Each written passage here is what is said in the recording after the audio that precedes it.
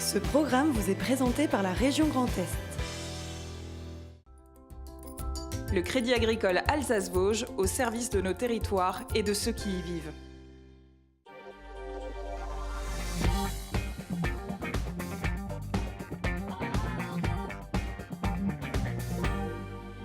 Madame, monsieur, bonsoir, bienvenue pour une heure d'actualité 100% Alsace, 100% régionale, puisqu'on retrouvera Sabrina Keller, la présidente de Femmes de Foot, dans quelques minutes. Elle sera avec son invitée Adeline Ziliox, créatrice, comme vous le voyez, de mode.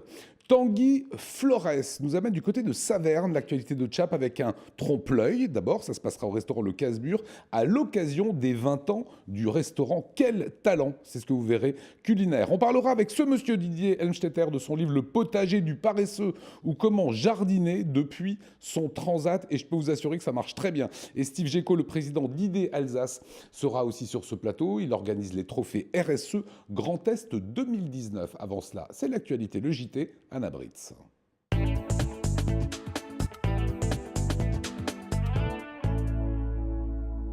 Bonsoir à tous. Et dans ce JT, les Allemands vont bientôt réchauffer les Strasbourgeois.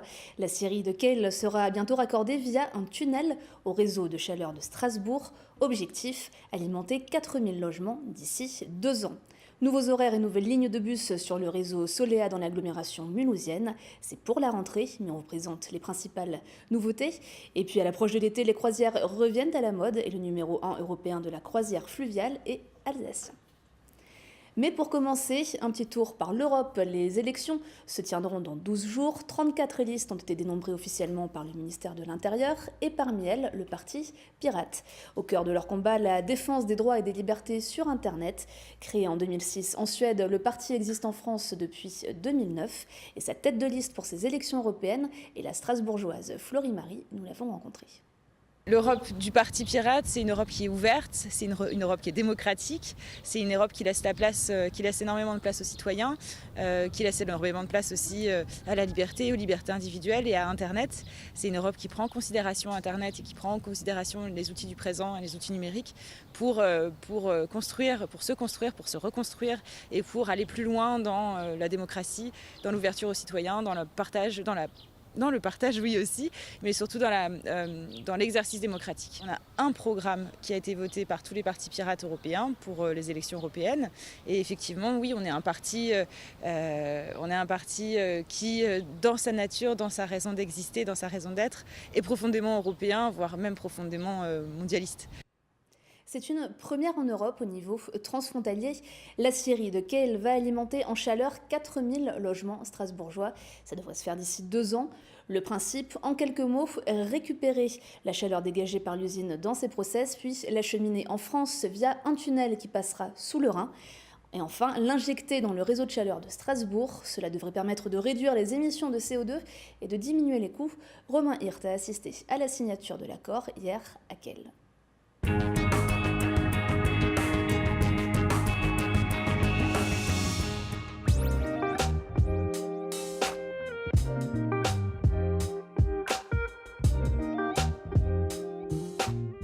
Pour l'instant, cette fumée s'évade dans l'atmosphère, mais bientôt, elle pourra servir à vous chauffer. C'est le projet développé par les villes de Kehl et Strasbourg avec l'acierie de Bade. L'objectif de cette opération franco-allemande, récupérer la chaleur produite par l'activité du site industriel pour alimenter des milliers de foyers en énergie thermique. On a actuellement des circuits d'eau avec des températures de 80-90 degrés. Et pour pouvoir utiliser la chaleur dans les réseaux existants à Strasbourg, on va être obligé d'amener cette température à 160 degrés. À Strasbourg, il y a déjà des réseaux de chaleur. Donc il y a un certain nombre de quartiers qui sont chauffés par des réseaux de chaleur. Ces réseaux de chaleur sont alimentés par des chaudières ou par de la chaleur récupérée sur d'autres équipements qui existent à Strasbourg, comme par exemple l'usine d'incinération d'ordures ménagères. Et nous, on va tout simplement amener notre eau à proximité des réseaux ou dans les réseaux existants. Les premiers à en bénéficier seront les Strasbourgeois. 4500 logements devraient être chauffés avec cette énergie. 2 ans de travaux seront nécessaires pour construire un tuyau sous le Rhin et le brancher au reste du réseau énergétique. L'objectif d'être totalement décarboné en 2050 est aujourd'hui plus que jamais réalisable parce que le premier test que nous faisons ici avec 4000 logements chauffés peut aller jusqu'à 20 000 logements, ce qui est considérable, sans pour autant utiliser d'énergie fossile. C'est donc tout à fait intéressant. Et c'est la première fois à ma connaissance, en tout cas, qu'un projet aussi important se déroule sur le plan transfrontalier. Ça représente une difficulté supplémentaire, mais en même temps, ça représente une chance. C'est de construire effectivement l'Europe d'une manière concrète. Et on sait que sur le plan technique, en tout cas, il n'y a pas d'obstacles. Les obstacles sont plus je dirais, de la concordance des législations. On l'a vu comme ça sur le tramway également. Mais on sait qu'on arrive à le franchir et qu'il n'y a pas d'impossibilité si la volonté est affirmée. Donc on va avancer comme ça. Ce projet, dont le coût est évalué à près de 25 millions d'euros, sera financé par les autorités publiques locales allemandes et françaises. L'entreprise d'acier participera également à l'opération qui a pour autre objectif de réduire le prix de l'énergie verte ainsi récupérée. L'un des projets les plus importants de l'Union européenne, c'est la transition énergétique. Ici, dans le secteur industriel, la déperdition de chaleur est immense. Jusqu'à présent, elle s'envolait dans l'atmosphère. C'est donc important de pouvoir réutiliser cette chaleur.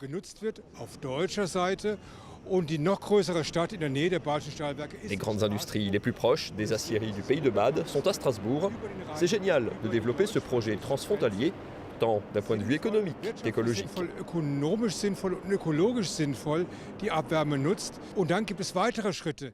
De prochaines étapes vont suivre pour que d'autres quartiers des villes de Strasbourg et Kehl puissent se raccorder à ce réseau de chaleur. À terme, l'ambition est d'alimenter jusqu'à 20 000 logements. De quoi contribuer à la décarbonation de la région et ainsi atteindre, petit à petit, les objectifs écologiques fixés par l'Union européenne.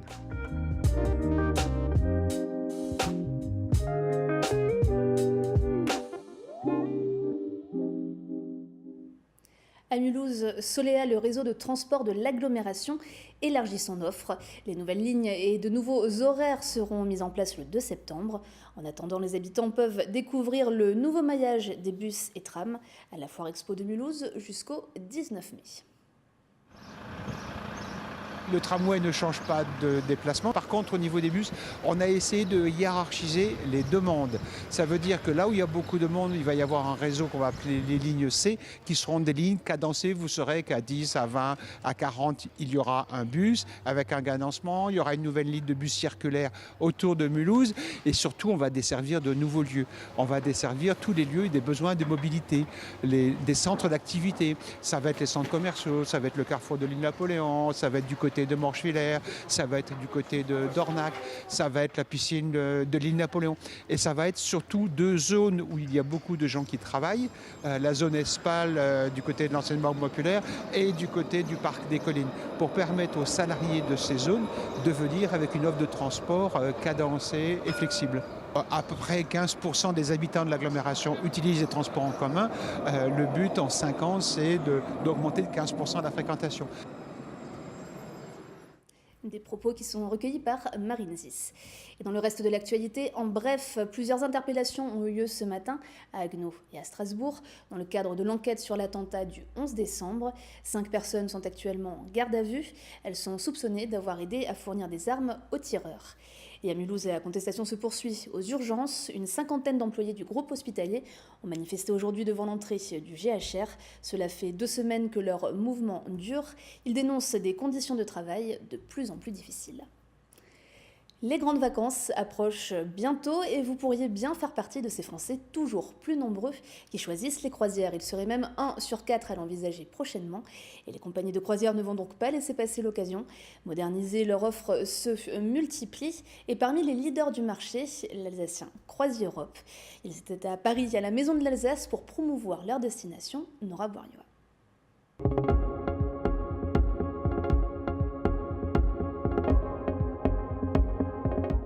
520 800 Français sont partis en croisière en 2018, soit une hausse de 3,4% par rapport à l'année précédente. De nouveaux bateaux et une offre élargie de destinations séduisent de plus en plus les voyageurs, bien loin des clichés anciens. Une dynamique dont profite la compagnie alsacienne CroisiEurope. Ancrée dans sa région d'origine, elle sillonne le monde bien au-delà du Rhin. Elle est présente sur 30 fleuves à travers 29 pays. La prochaine destination, ça sera le Saint-Laurent au Canada, qui sera programmé cette fois-ci fermement. Et donc cette découverte sera possible également à partir de mai l'année prochaine, de remonter du Québec à Toronto. Donc une nouvelle belle croisière encore à venir. Réputée pollueuse, l'industrie de la croisière veut réduire de 40% ses émissions carbone d'ici à 2030. Avec une flotte de 55 bateaux, CroisiEurope reste aussi très attentif aux retombées environnementales de ces bateaux dits à taille humaine.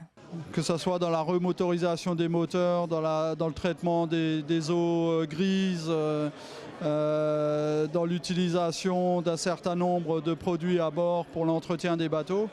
C'est effectivement une dimension à laquelle on fait attention en permanence. La demande augmente plus rapidement pour les croisières fluviales que maritimes. Une bonne nouvelle pour la compagnie familiale CroisiEurope qui existe depuis 1976. RGDS, partenaire des Alsaciens qui s'engagent. Et puis si vous ne partez pas en croisière cet été, il y aura de nombreuses choses à faire en Alsace.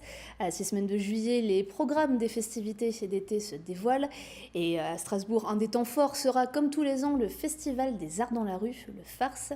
Pour sa 5e édition, il se déploiera sur la Grande Île. Une trentaine de compagnies de toute la France, mais aussi d'Espagne, de Belgique et du Japon, feront vivre le cœur de la ville du 9 au 11 août. Et avis aux intéressés, des bénévoles sont recherchés. On écoute tout de suite Mathieu Kahn, il est adjoint au maire de Strasbourg, et Claire Ducreux en charge de la programmation artistique du festival. Ils sont au micro de Camille Roland. On a toujours considéré que dans notre politique événementielle sur l'été, nous avions 2 cibles. La première, c'est bien entendu les touristes qui viennent à Strasbourg, qui découvrent la ville durant l'été, qui veulent y voir une ville animée. Mais nous nous adressons aussi aux Strasbourgeois et à un tourisme local. C'est important que la ville soit vivante. C'est important aussi de pouvoir la redécouvrir sous des aspects différents, sous d'autres moments, d'autres temps. Et c'est ce que permet le festival parce que en visitant des lieux, en allant déambuler dans des lieux et des rues qu'on connaît, on va les revoir ou les voir ou les découvrir autrement grâce à ces propositions artistiques. Comme tout festival de théâtre de rue, donc ce sont des spectacles qui investissent la ville, qui occupent des lieux que les gens ont l'habitude de parcourir d'une certaine façon. Et là, ils vont vivre des moments d'humour, des moments d'émotion, des moments qui permettent d'un coup de dire « Ah, c'est ici qu'on a vu ce spectacle-là ». Et je pense que d'une certaine manière, cet endroit résonnera à jamais chez les gens d'une façon un tout petit peu différente. Donc c'est une façon aussi de transformer subtilement mais profondément le quotidien. Et puis à noter que le festival Makerland qui devait se tenir à Strasbourg ce week-end n'aura pas lieu en raison de prévisions météorologiques défavorables. Et on termine ici ce JT avec l'image du jour, elle est signée d'Oliviane. À 2 journées de la fin du championnat, le Racing peut encore être champion. Certes, plus de Ligue 1, mais du championnat des tribunes. Les Strasbourgeois sont en effet en tête de ce classement et vous pouvez leur assurer le titre. Il suffit pour cela d'aller voter en suivant le lien sur la page Facebook du club. Mais armez-vous de patience, le site est poussif et les photos pas très explicites.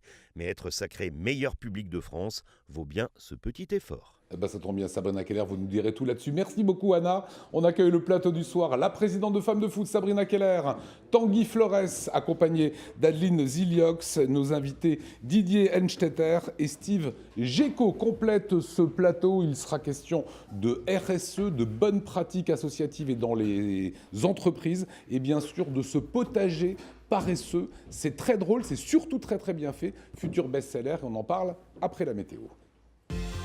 Décomptaire, le spécialiste régional du désamiantage, de la décontamination et de la déconstruction, vous présente la météo.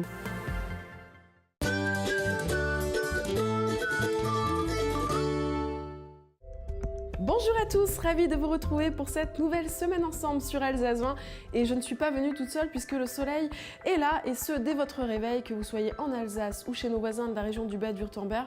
Si vous êtes dans le nord de la Suisse, quelques passages nuageux, mais rien de méchant. Les valeurs dans la matinée, elles restent fraîches, il fera seulement 4 degrés à Saverne ainsi que dans le Haut-Rhin ou encore chez nos voisins de la région du Bade-Württemberg. 3 degrés et ce sera la minimale à Bâle et 5 degrés de Molsheim jusqu'à Niederbronn. Votre après-midi, eh bien, quelques quelques nuages en plus, mais le soleil sera toujours bien présent et un ciel toujours très couvert si vous êtes du côté de Prateln. Les valeurs dans votre après-midi, elles sont de saison. 13 degrés, ce sera la minimale à Bâle, 17 degrés la maximale à Strasbourg et 16 degrés partout ailleurs en Alsace ainsi que chez nos voisins allemands.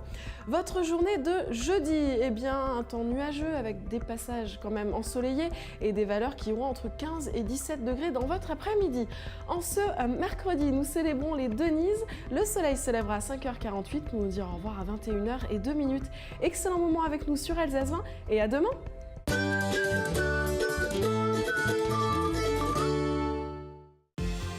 Décomptaire, le spécialiste régional du désamiantage, de la décontamination et de la déconstruction, vous a présenté la météo. Et l'invité de la rédaction ce soir, c'est Didier Elschmetter. On va parler du potager du paresseux, la vie secrète du potager et des légumes. Vous êtes, Didier, un ancien directeur du CFA agricole d'Aubernay. J'ai eu l'occasion de vous y croiser il y a quelques années. Et il n'y a pas très longtemps, vous avez été victime d'un accident cardiaque, accident très grave qui vous laisse littéralement sur le carreau durant 1 an et demi. Sauf que ce monsieur, eh ben, il adore jardiner et il décide tout simplement d'inventer une nouvelle façon de travailler. Est-ce qu'on peut se synthétiser comme cela? C'est une bonne entrée en matière. Voilà, vous décidez de faire du jardinage depuis votre transat. Voilà.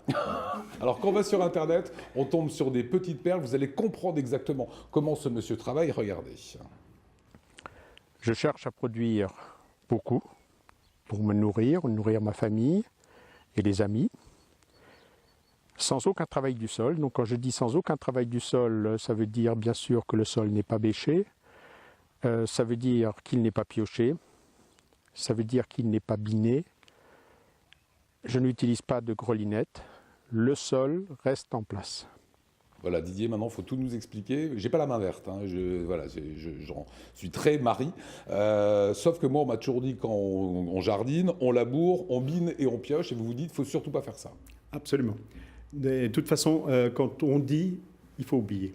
Il manque ce qui vient juste après le transat. Ce que je vais vous expliquer, c'est que quand on ne veut rien faire, il faut déléguer ce boulot à quelqu'un d'autre. Or, quand vous savez ce qui se passe dans un sol vivant, les organismes, toutes sortes d'organismes qui s'y trouvent, les plus connus, vers de terre, un peu moins connus, bactéries, champignons, etc., sont là depuis bien plus longtemps que l'homme sur Terre, savaient préparer des sols fertiles sur lesquels poussaient des quantités incroyables de plantes. Et donc, il faut juste se dire 2 choses. Si ces organismes doivent bien travailler à ma place, 1, j'arrête de les embêter. Or, travailler la terre, c'est casser en permanence ce que font les organismes. Le ver de terre creuse une galerie, vous arrivez, vous l'y fracassez sur le travail. Il doit recommencer. Donc, il se fatigue, il s'épuise. Deuxième chose, vous leur donnez à manger. Et donc là, vous réfléchissez un tout petit peu de quoi ont besoin des organismes pour bien se nourrir, d'énergie, d'azote, etc. Alors, je vais dire une bêtise par rapport à votre livre, mais on fait du compost maintenant. On parle tous de faire du compost, d'accord? Donc on se dit, ok, le compost, il sert à quoi? À le mettre, évidemment, l'endroit où on va avoir son potager. Et vous dites, surtout pas. Surtout pas, puisque donc le compost, c'était à l'origine quelque chose de nutritif. Les épluchures de carottes, par exemple, sont tout aussi nutritives que les carottes que vous mangez. C'est une évidence. Donc vous les mettez sur un tas, ça chauffe. L'énergie est en train de partir. Si je décompose les frites avant de vous les servir, si je vous invite chez moi, vous allez être très déçu de trouver quelque chose qui est totalement ratatiné, vidé de son énergie. Donc pas de compost. Donc pas de compostage, sauf à contre-courant de ce qu'on dit depuis des dizaines d'années, en disant le compost, ça sert aussi à ça. Ça remplace justement les engrais, notamment. Vous n'utilisez pas de pesticides, vous avez 900 mètres carrés en gros, donc pas de pesticides, pas d'engrais, pas de compost. Oui. On se tourne les pouces et ça pousse tout seul. Absolument. Alors, en gros, c'est ça. On réfléchit énormément. Alors, moi, ce que je propose, c'est de l'entendre réfléchir énormément sur son transat. Regardez. Si vous voulez vous prélasser et avoir des êtres vivants qui travaillent pour vous, c'est partout dans tout votre jardin, leur apporter de la matière organique fraîche. C'est-à-dire, pas une pourriture, pas un déchet ultime, mais quelque chose dont ils vont se nourrir en le décomposant. Donc il faut prendre le problème en amont, ne pas apporter du compost qui est déjà décomposé, mais apporter quelque chose qu'ils vont décomposer. Alors c'est quoi justement la matière organique à apporter à des bactéries, à des vers de terre? Qu'est-ce qu'on dépose? Alors, des savants calculs m'ont amené à constater que ce qui est courant, disponible et qui nourrit bien, c'est le foin. Et non pas la paille, qui est une matière trop pauvre, encore moins le carton, pas les feuilles mortes qui sont elles-mêmes trop pauvres. En gros, vous imaginez que vous avez des adolescents turbulents. Vous devez leur donner une sorte de spaghetti bolognaise pour qu'ils gagnent le match de foot, qu'ils aient de l'énergie. Voilà, j'ai retenu que vous étiez liés au foot. Et donc, si vous leur mettez beaucoup de spaghettis, 3 grains de viande, qu'est-ce qu'ils vont faire vos ados? Ils vont vous le renvoyer. Ils ne vont pas être contents du tout et vous ne gagnerez jamais le match de foot. Si on leur donne du foin, ils font pareil. Si on donne du foin aux joueurs du Racing, tu leur donnes du foin, ils vont courir vite. Non. Et donc, maintenant, prenez un âne. Qu'est-ce qu'il va manger? Il ne va pas manger le spaghetti. Il ne va pas gagner le match de foot. Encore que, je ne sais pas... Ah bah non, pas ici. Concrètement, Didier, restons sur les plantes. On ne leur donne pas des spaghettis aux plantes. On donne quoi? Du foin. Une épaisse couche de foin posé sur votre sol, donc c'est le seul gros boulot que je fais, dérouler mon rouleau de foin, et puis ensuite déjà ces retours casse-départ sur mon transat, et il faut surtout ne plus déranger ce système vivant qui existe. Les organismes du sol, les vers de terre vont se régaler et trouver là-dedans tout ce qu'il leur faut. Alors, dans notre jargon à nous, c'est le rapport C sur N, carbone sur azote. C'est pour ça que j'utilise cette image de spaghetti bolognaise, qui a ses limites, bien entendu. Donc, une bonne nourriture bien équilibrée pour les organismes du sol. Il nous reste une petite minute. Et en dessous, donc, on va pouvoir avoir des tomates, des courgettes, des salades, des laitues. Et à travers ce foin, donc, je vais faire pousser à peu près tous les légumes. Alors, soit en les semant sur place, en coupant un sillon. Donc là, je suis obligé de faire entrer la lumière parce que une graine de carotte n'arriverait pas à traverser. Ou alors, je plante, quand j'ai des légumes préparés en petits pots, tels qu'on les achète dans les jardineries, je plante à travers et je laisse pousser et je ne fais plus rien d'autre que récolter. Ce livre est tout simplement passionnant, signé de Didier Henschetter, le potager du paresseux, comme quoi un accident de la vie comme ce qui vous est arrivé amène peut-être à reconsidérer les choses. Vous restez avec nous, vous avez bien compris que Sabrina Keller est totalement liée au football. D'ailleurs, le Racing, premier au championnat des tribunes, ça peut encore le faire. Mais il faut encore voter. Il faut voter. Et ben voilà, on croise les doigts et on retrouve notre présidente de Femmes de Foot. Mesdames, nous avons les voitures que vous adorez. Réservez votre essai chez Caravenu, partenaire de Femmes de Foot.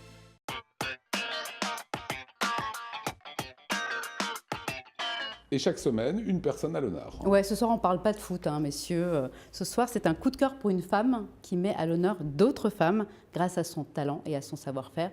Et je l'ai découverte grâce à Tanguy et à Chap. Donc merci Tanguy. Merci Tanguy. Adeline Ziliox, bonsoir. Vous êtes créatrice de mode. Vous dites que le corps, c'est l'écrin de nos sentiments, de nos émotions, de notre âme. Du coup, le vêtement, il sert à quoi ? Alors c'est vrai que dans le processus de création, depuis le début, pour moi j'ai vraiment envisagé le vêtement comme une armure pour affronter ce monde, comme une carapace, mais en réalité ça va au-delà de ça, parce que quand on réfléchit bien, c'est vrai que le vêtement c'est une seconde peau pour nous, et on voit à l'image. Elle révèle... Elle révèle tellement de choses en fait au sujet des femmes. En réalité, si on est bien, si on n'est pas bien, de quelle classe sociale d'où on vient, etc. Ça raconte toute une histoire, notre histoire, en fonction de comment on va s'habiller le matin. D'ailleurs, cette magnifique veste, Lionel, que j'ai, qui est forcément signée Adeline, elle est très bouffante. C'est aussi tout le poids que l'on porte. Souvent, vous avez cette image qui est importante, tout le poids qui est porté par une femme. C'est important pour vous. C'est ça. Le poids, oui, le poids. Et en même temps, c'est pas forcément l'image du poids que j'avais envie de montrer à travers justement ces épaules larges, etc. C'est justement... c'est vrai qu'aujourd'hui, les femmes ont une place extraordinaire et on se bat quand même encore aujourd'hui. Oui, vous parlez des femmes guerrières. C'est ça. Ah oui. C'est fort. C'est dans votre concept. Oui, vraiment. Mais en fait, c'est nous toutes. C'est toutes les femmes qui sont concernées par ce que vous nous dites. En 2016, vous signez une première collection couture lors de la Strasbourg Fashion Week. C'est déjà un super événement pour vous, j'imagine. C'est un super événement et c'est vrai que c'était un challenge parce que c'était une période assez charnière dans mon travail. Je sortais tout juste de Projet Fashion où j'avais été finaliste de l'émission et c'était une vraie remise en question pour moi aussi de savoir est-ce que je reste dans le prêt-à-porter ou est-ce que je me relance le challenge de la couture et c'est vrai que c'est venu assez naturellement et je me suis dit là maintenant il faut que il faut y aller. Il faut y aller, il faut faire de la couture. Cette année, c'est la consécration, une collection à la Fashion Week de Paris. Ça vous apporte quoi d'y être ? De la visibilité, ça c'est certain, gagner en notoriété parce que c'est vrai que Strasbourg, malheureusement, c'est pas la capitale de la mode, ça reste Paris. Et c'est hyper important dans nos métiers qui sont des métiers d'image. On a besoin d'être vus, et c'est vrai que la Fashion Week, ça passe par Paris. Oui, ça passe par Paris. Vous avez parlé juste d'émission, c'était quoi l'émission qui vous a révélé ? Projet Fashion. Voilà. Elle était finaliste. Ouais. Elle n'était pas attendue au tournant, mais elle a été jusqu'en finale. C'est ça. J'avais fait ma valise pour une semaine et finalement, je suis restée jusqu'au bout. Mais là, on a une vraie gagnante aussi, Lionel. C'est quelqu'un qui en veut. Une guerrière. Vous collaborez aussi avec des stars de la scène nationale et internationale. On va voir quelques images avec Jade Lagardère. C'est elles qui choisissent les tenues ou c'est vous ? En général, les personnalités ont leur styliste en fait, qui vont faire ce qu'on appelle un shopping chez différents créateurs. Ensuite, elles ont quand même leur mot à dire, ça c'est certain. Mais la plupart du temps, je suis plus en relation avec leur styliste que la star en elle-même. Et alors, le vêtement en lui-même, vous nous en parlez ? Il y a une démarche éco-responsable chez Adeline. Vous pouvez nous expliquer ? C'est vrai que... Bah oui, c'est ça. C'est vrai que... Elle va déposer la candidature, ne vous inquiétez pas. C'est vrai que j'en parle peu parce que c'est tellement normal, en fait, et dans ma démarche, c'est tellement ancré que j'ai pas pour habitude d'en parler. Mais c'est vrai que, étant donné que je fabrique tout moi-même, déjà... tout est 100% made in France, made in Strasbourg, ça c'est certain. Je travaille en très petite série, donc pas d'excès de stock, pas d'excès de déchets. Tout ce qui est fourniture, matières premières, ça reste pas en local parce que c'est un peu difficile, mais dans l'Union européenne, donc impact carbone limité, etc. Il est en train de noter, sur le CELCOL. Et là, par exemple, toutes ces broderies ont été faites à Strasbourg, dans votre atelier. Voilà, donc il y a une partie de la broderie, c'est broderie mécanique, et après, sinon, tout le perlage est effectivement réalisé à la main. Alors, on vous voit travailler d'ailleurs avec... c'est Tanguy qui avait filmé. Ce sont les images de Tanguy qu'on voit là. J'avais filmé à plusieurs reprises Adeline et c'est toujours assez impressionnant de voir la créativité et la passion qu'elle met dans son boulot. Eh ben oui. Et vous avez un nouveau projet. C'est aussi pour ça que vous êtes là aujourd'hui. Un nouveau challenge. De la nouvelle Fashion Week parisienne pour juillet prochain. Pour juillet prochain. Nouvelle présentation, nouvelle collection, avec un message fort, encore une fois. C'est vrai qu'en janvier dernier, c'était les femmes guerrières et tout le potentiel féminin. Vraiment la femme qui était mise à l'honneur. Et là, je parle d'un sujet un peu plus sensible, plutôt tourné vers l'écologie et l'impact de la mode sur notre belle planète, qui j'espère restera bleue. On aura l'occasion d'en reparler. Et oui, et puis alors c'est un projet à 30 000 €. Il reste 25 000 € à financer et si vous voulez contacter Adeline, vous avez toutes les coordonnées au bas de l'écran. Adeline-Ziliox.com. Merci Adeline, vous restez avec nous. On va retrouver Chap, Tanguy Flores, qui a révélé beaucoup de talents en Alsace. Steve Géco va nous parler des trophées qui s'organisent et il y a des dossiers de candidature avant le 14 juin. Tout cela, c'est juste après ça.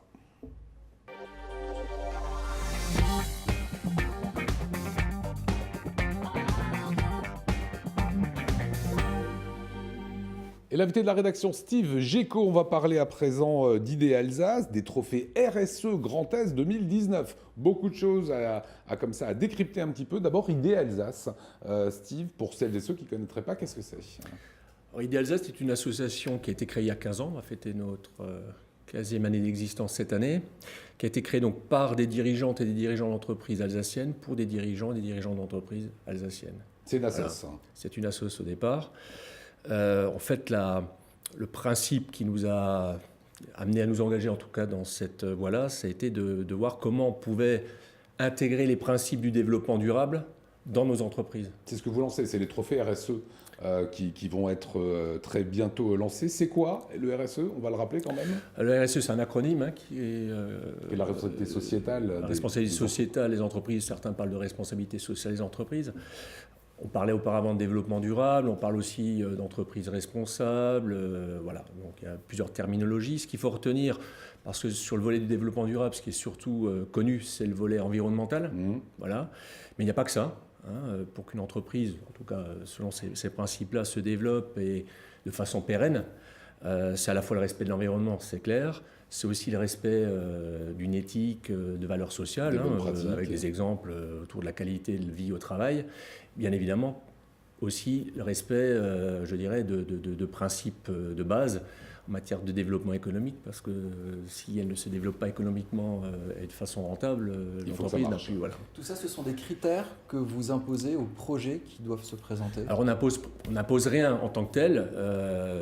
On a dans les candidats qui se présentent à nous des entreprises qui ont plutôt mis l'accent sur le volet environnemental, certaines entreprises qui ont travaillé sur l'ensemble des champs. Voilà. Pour nous, il n'y a pas de petites actions en réalité. Alors ça va par exemple sur l'an passé, les lauréats d'un food truck, mais dont tout se fait en cercle très restreint, avec des cours, en circuit court, à cet exemple d'association qui a été récompensé l'an passé. Regardez. Envie Autonomie, bonjour. Je vous rappelle au sujet d'une collecte de matériel médical inutilisé dans votre établissement. D'accord, 4 fauteuils roulants, 2 chaises percées. Des fauteuils roulants, des chaises percées, des lits médicalisés, autant d'aides techniques indispensables pour les personnes en perte d'autonomie. Mais tous ces équipements ont une durée d'utilisation largement inférieure à leur durée de vie. En partenariat avec les 2 SICAT alsaciens, Envie Strasbourg se lance dans la collecte et remise en état d'aides techniques. Ici, les équipements sont réceptionnés, triés, réparés, stérilisés avant d'être proposés au public. Un projet environnemental puisqu'il s'agit de créer une filière d'économie circulaire de matériel médical, un projet social pour une offre d'aide technique accessible à tous. Voilà Steve Géco avec nous, président d'IDEA Alsace. Envie, c'est une association en fait, que vous avez voulu récompenser. Ça veut dire quoi? C'est que Envie a candidaté auprès d'IDEA Alsace en disant voilà notre façon de travailler, voilà notre utilité sociale, sociétale, et après c'est un jury qui se réunit. C'est ça, c'est tout à fait ça. Donc c'est déjà l'envie, sans faire de mauvais jeu de mots, pour une entreprise de mettre en visibilité, de bénéficier d'un coup de projecteur, valoriser tout simplement une action qu'elle considère comme pouvant être inspirante. L'objectif pour nous, c'est aussi de stimuler, donner envie à d'autres entreprises de faire pareil, quoi. Sans forcément se dire bah oui, mais ça n'est l'apanage que des grandes sociétés. Vous l'avez cité tout à l'heure avec le food truck, 3 salariés qui, je dirais, a candidaté, est devenu lauréat de nos trophées. L'année dernière, donc, nous avions réceptionné une trentaine de dossiers, les 2 tiers venant d'entreprises alsaciennes et un tiers réparti de façon assez uniforme entre la Lorraine et la Champagne-Ardenne. Sur les 30 dossiers, nous en avons présélectionné 8, donc sur la base d'un jury composé d'une 12aine de personnes, pas des membres d'IDEA Alsace, c'est pas de comment dirais-je, labellisation ou auto-congratulation, c'est totalement ouvert. Très ouvert, ouais. Voilà, pour en retenir 4. Voilà. Et donc, ce qui est aussi... Sur une trentaine de dossiers, 4, sur cette année 2019, puisque c'est encore l'heure de candidater. Jusqu'au 14 juin, vous l'avez rappelé, tout à fait. On aspire à peu près au même nombre de candidatures. Voilà, quand je voyais tout à l'heure, je vous voyais prendre des notes avec Adeline. C'est un profil qui peut vous intéresser? Tout à fait. Je pense que déjà son activité, la façon dont elle la décrit fait sens. Il y a une vraie réflexion, il y a une approche, je dirais, avec au-delà du message, au-delà du bien qui est réalisé, il y a toute une démarche derrière et un engagement surtout de la part de la dirigeante qui est fort, on le ressent. Voilà. Bah, vous avez bien fait de venir. On va aussi innover au niveau des prix, puisque je pense que cette année, on va offrir du foin. Voilà, c'est la bonne question. On gagne quoi? C'est écolo, c'est écolo, c'est très bien, c'est développement durable. Il y a un peu d'argent au bout quand même? Non, ce sont vraiment des trophées. Alors, la particularité, c'est qu'on n'a pas prédéfini des trophées environnementaux. Voilà. Ce sont les membres du jury qui, au regard de l'activité, de ce qu'on souhaite mettre plus particulièrement en avant par rapport au dossier va déterminer l'intitulé du trophée, quoi. Comment on fait descendre ça dans la société civile? Parce que les trophées, les idées Alsace, les machins, c'est peut-être un petit peu obscur, un petit cercle entre nous, et finalement ça intéresse toute la société. Alors vous faites un plateau avec Lionel, c'est vachement bien, mais la société civile, nous, moi, Sabrina, comment on connaît tout ça? Comment derrière on peut s'approprier ces idées et dire demain c'est notre quotidien et pas juste un truc entre 30 personnes? Tout à fait. Alors déjà le premier échelon, c'est au niveau de l'entreprise, hein. C'est pas un titre ramené uniquement aux dirigeants ou à la dirigeante. L'objectif aussi, c'est qu'en interne de l'entreprise, ils puissent le faire savoir, hein, et valoriser aussi cela sous différentes formes. Donc déjà, d'infuser cela au niveau de l'entreprise, c'est une bonne chose. C'est une bonne chose. Et après, par aspérité, je dirais, autre, de toute façon, ça peut toucher ensuite les familles, les associations dans lesquelles vous pouvez être engagé. Enfin, voilà, c'est de l'infusion, hein, à partir déjà des entreprises. Eh ben, Adeline, vous allez candidater. En tout cas, je vous le conseille. Évidemment. Vu ce qu'est en train de dire le président Steve Géco, on va revoir ce 3W qui vous permet de candidater au trophée RSE Grand Est. On a bien compris que c'est l'Alsace et également le Grand Est. C'est à déposer avant le 14 juin. Steve, vous restez avec nous. On gardera une petite minute avec David Heimstetter. Toi, tout à l'heure, tu as une petite question concernant le potager, puisque tu as la main verte. Sabrina, tu nous diras tout. C'est juste après. Elle est en fleurs, c'est mignon. Juste après Chat.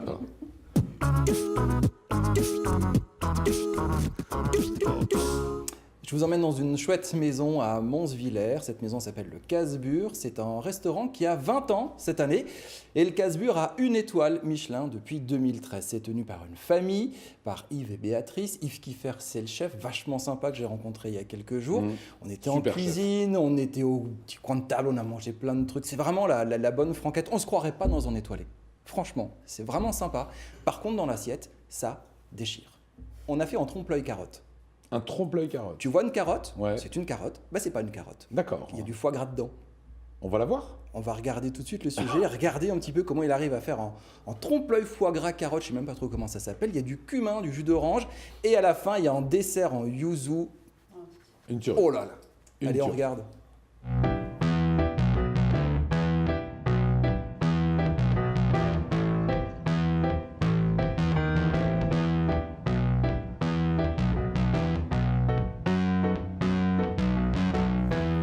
Je dis bonjour avant? Non. C'est un peu les plats emblématiques qui ont fait ma renommée. Et on le faisait il y a 10 ans. C'est un trompe-l'œil. À l'intérieur, il y a un foie gras de canard vendéen qui est roulé en forme de carotte. Des lanières de carottes qui sont cuites dans un confit d'orange, carotte et cumin. Mon approche, elle est simple, c'est le produit et encore le produit, que ce soit simple. Parce que la technicité, pour moi, ça tue le goût. Je dois beaucoup à mon épouse, hein, parce qu'on a commencé à deux. On avait pris beaucoup de risques à l'époque. On a de la chance de faire ce qu'on aime tous les jours et nos clients nous le rendent vraiment très très bien. Et l'objectif, c'est juste de se faire plaisir, voilà, de nous faire plaisir et de faire plaisir aux clients. On l'a pas dit, mais t'as un macaron. Oui, depuis 2013. C'était vraiment inattendu, hein, parce que j'étais juste avec 2 apprentis pendant 1 an et demi. Et je pensais que c'était un canular, et au lieu de faire la fête, moi je suis retourné, j'étais en vacances, je suis retourné en travail pour me mettre en place pour attaquer cette étoile, pour être sûr d'être à la hauteur, quoi. Bon joyeux anniversaire. Merci. C'est bon, je peux retourner en cuisine, là, parce que... Il y a du boulot. Ouais, puis je vois la salle qui se remplit surtout, quoi.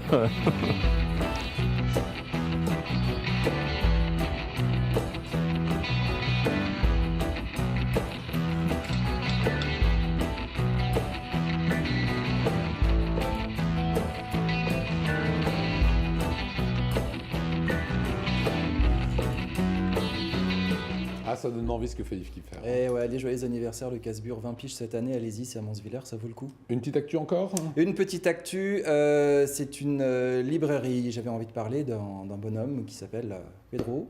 C'est la librairie L'Île au Trésor. Il a fait parler de lui ces derniers jours, tout simplement parce qu'il a écrit un billet d'humeur. Il est libraire indépendant, il en a ras-le-bol. Il en a absolument ras-le-bol de l'achat sur Internet. L'achat? Ouais, d'acheter des livres sur Internet. Son métier est en train de mourir, tout simplement. Libraire, indépendant, on ne le dit pas assez. Amazon tue le marché, quoi. Que ce soit Amazon, etc., ils ont une telle puissance de frappe que les libraires indépendants, ils galèrent. Ils galèrent vraiment. Et le bonhomme, il a écrit un petit message sur Facebook. Il est très triste, ça fait des années qu'il est passionné par son métier et il voit les clients préférer aller sur Internet alors que lui, ce qu'il recherche, c'est le contact humain, c'est le conseil, c'est de donner en bouquin, de partager ces moments-là avec lui, en fait, avec ce passionné. Et ben, ça se fait de moins en moins, il en a eu ras-le-bol, il l'a écrit. Voilà, il parle de déshumanisation du métier, il parle de disparition de la relation humaine. Ce serait bien de repousser les portes des artisans, tuer artisans aussi. J'allais le dire, c'est exactement la même chose pour artisans moi. aussi, il faut défendre ces métiers, il faut défendre les libraires indépendants. Voilà pour le coup de cœur. Et tant qu'on peut, on achète ce bouquin chez lui à l'île Le Trésor et le pitch. Je le précise toujours, hein, et beaucoup de gens, il faut le préciser, pensent qu'ils ennuient le libraire parce qu'ils ne sont pas sûrs qu'il y a. Et il faut faire exactement le contraire. Je le dis toujours dans mes conférences, vous faites plaisir à un libraire d'aller réclamer un livre, même s'il ne l'a pas. Il y a un réseau, ils l'ont 3 jours plus tard, commandez-le, retournez-y. Et donc dans mes tournées, je prends toujours le temps de faire des dédicaces. L'île Le Trésor à Elkirch, Alphen-Saden, et c'est aussi ça d'être locavore. Hein. C'est pas que pour les légumes, c'est aussi pour les bouquins, c'est aussi pour les fringues et pour plein de choses. Il y a plein de talents comme ça qu'il faut soutenir. Voilà, Didier, j'avais envie de le dire ce soir. C'est très bien. Et vous allez en déposer pas mal, Didier, chez ce monsieur. Je suis sûr que il y aura un petit radia. S'il m'entend, je suis à la disposition des libraires indépendants. J'ai été récemment à Aubernais, à Célestin. Je serai prochainement à Agneau. Donc prenons justement les 30 secondes qui restent. Vous allez rencontrer le public prochainement, ça sera où? Alors, mercredi soir, donc demain soir, à la médiathèque de la Broc, je serai de mémoire, alors je n'ai pas pris mon agenda, et avec l'âge, la mémoire... Vous voulez quoi? Savoir le donc, combien on sera? je crois que c'est le samedi, 15 mai, samedi 1er juin à la médiathèque du Neudorf à Strasbourg, le matin, 10h du matin, c'est un samedi. Si ce n'est pas le premier, c'est ça. À 10h du matin, la médiathèque du Neudorf, conférence sur Strasbourg. Eh ben, ça sera une conférence passionnante pour cet homme qui n'est pas si paresseux que cela pour écrire un tel ouvrage. C'était passionnant. Merci beaucoup Didier, merci Steve. Bonne route à vous et candidatez Adeline. Merci Sabrina, Tanguy, Flores. Nous on va repartir maintenant dans l'actualité, le tour des cantons avec des belles pratiques consacrées aux actions de protection de l'environnement. C'est signé Adrien Labi. Et moi je vous retrouve demain 19h. Salut.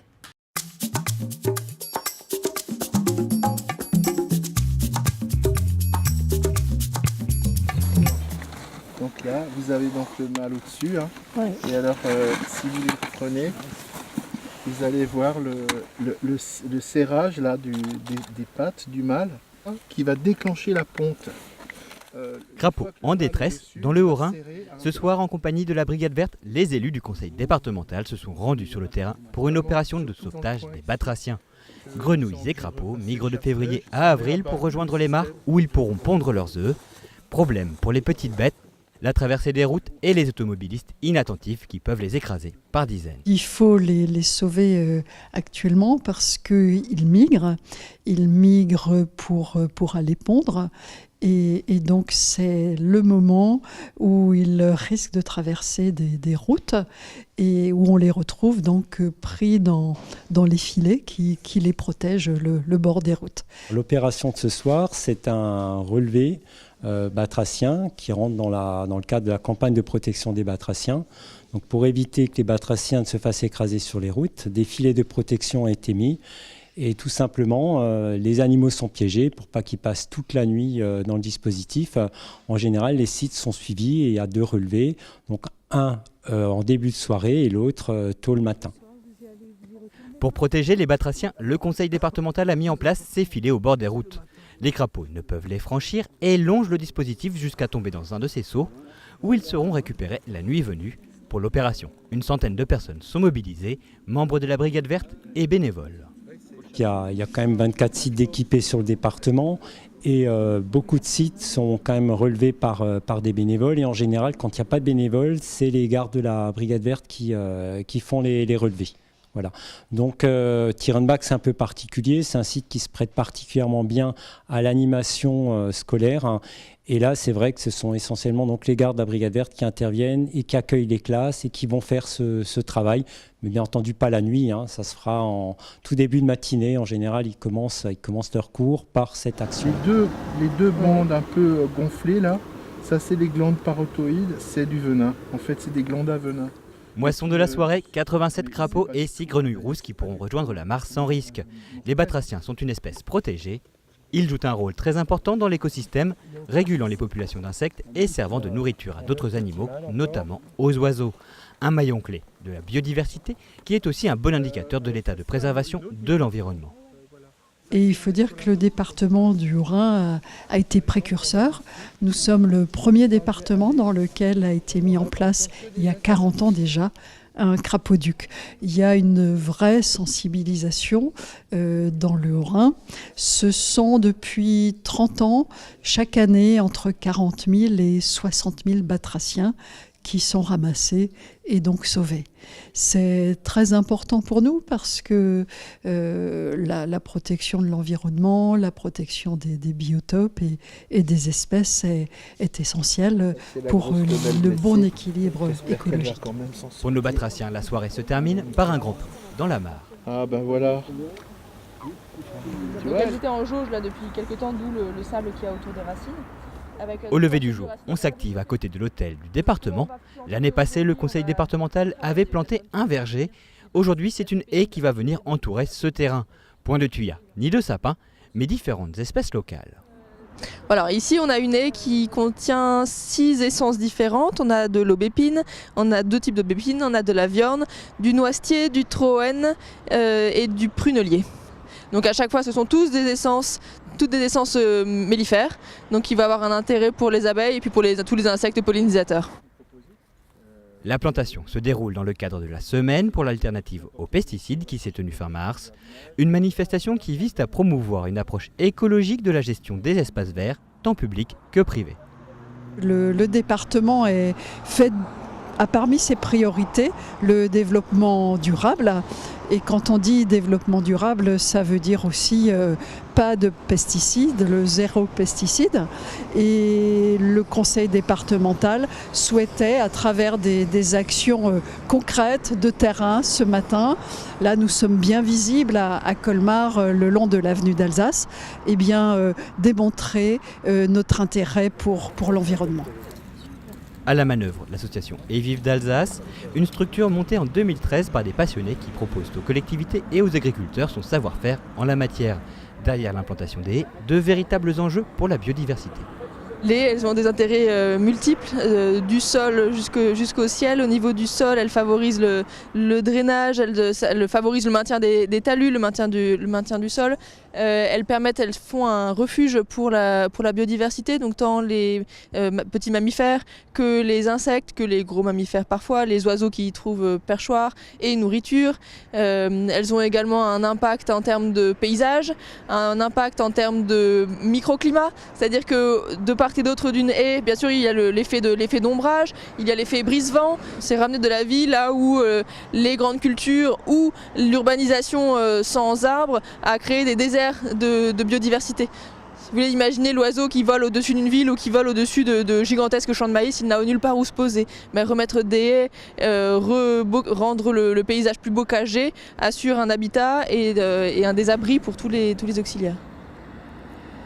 Pour observer le résultat, il vous faudra encore attendre quelques années que les arbres poussent. Mais d'ici 2 ans, en passant avenue d'Alsace, si vous coupez votre moteur, vous pourrez entendre le chant des oiseaux.